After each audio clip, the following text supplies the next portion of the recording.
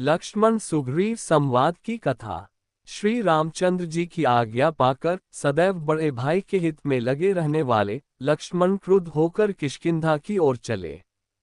मार्ग के वृक्षों को बलपूर्वक गिराते हुए, पर्वत शिखरों को उठाकर फेंकते हुए, नगर की ऊंची ऊंची अट्टालिकाओं से सुशोभित बाजारों और चौराहों को पार कर वे सुग्रीव के राजप्रासाद में जा पहुंचे।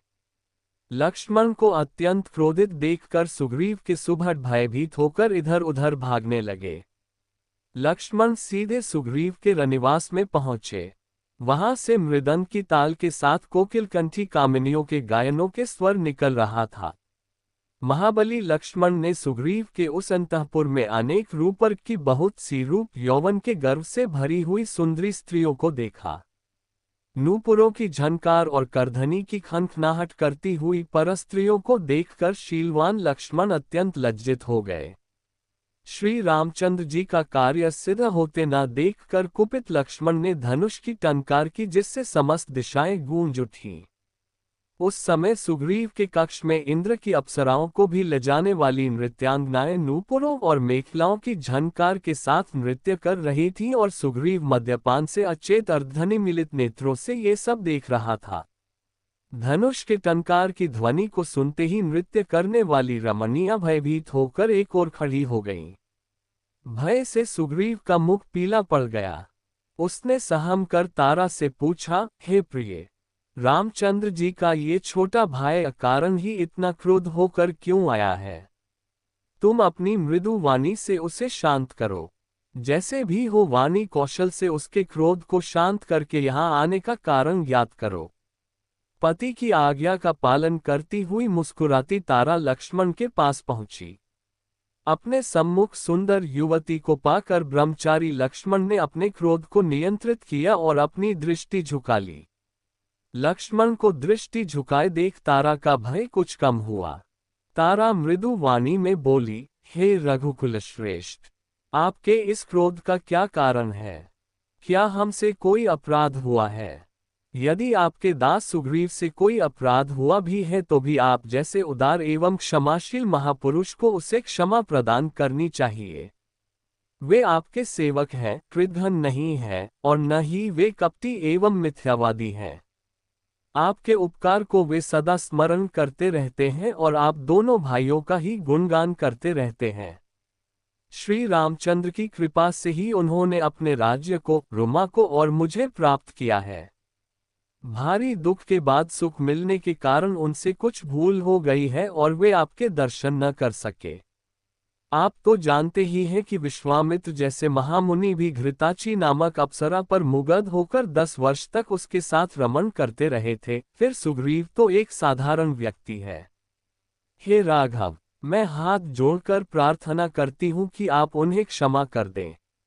मैं आपको विश्वास दिलाती हूँ कि वे श्री रामचंद्र जी के कार्य के लिए राज्य का सुख, मुझे, रुमा को और अंगद को भी छोड़ देंगे और जब तक जनक दुलारी सीता जी को श्री रामचंद्र जी से नहीं मिला देंगे तब तक शांति से नहीं बैठेंगे।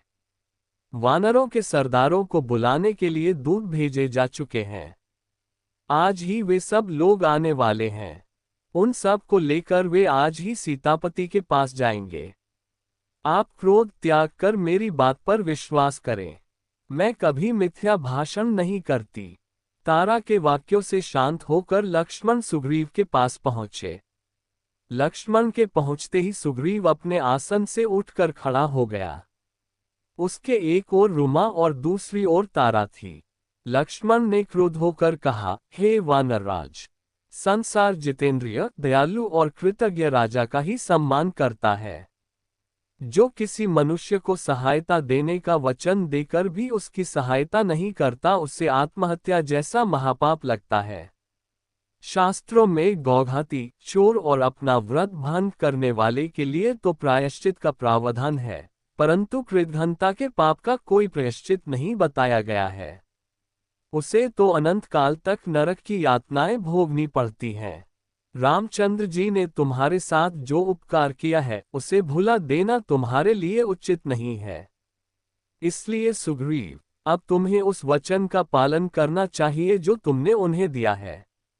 लक्ष्मण की बात सुनकर सुग्रीव अत्यंत नम्रता के साथ बोला, हे रघुकुल तिलक, श्री रामचंद्र जी की दया से ही मैंने अपना खोया हुआ राज्य फिर से पाया है, इसलिए उनके इस महान उपकार को मैं जीवन भर नहीं भूल सकता। मैं जानता हूँ, वे अपने अपूर्व पराक्रम से सीता को चुराने वाले राक्षस को एक क्षण में नष्ट कर सकते हैं, केवल मेरा मान बढ़ाने के लिए वे मुझसे सहायता मांग रहे हैं। इसके लिए मैं उनका अत्यंत अनुग्रहित हूँ। उनके साथ मेरी सेना और मैं भी युद्ध करने के लिए चले गए। अब तक हुए विलंब के लिए आप मुझे क्षमा करें। लक्ष्मण इन वचनों से संतुष्ट होकर बोले, अब तुम मेरे साथ चलकर भैया के दुखी मन को संतोष दो। वे सीता जी के वियोग में बहुत दुखी हो रहे हैं। इसी भगवान की वीडियो देखने के लिए सब्सक्राइब करें चैनल को और बेल आइकॉन दबाएं।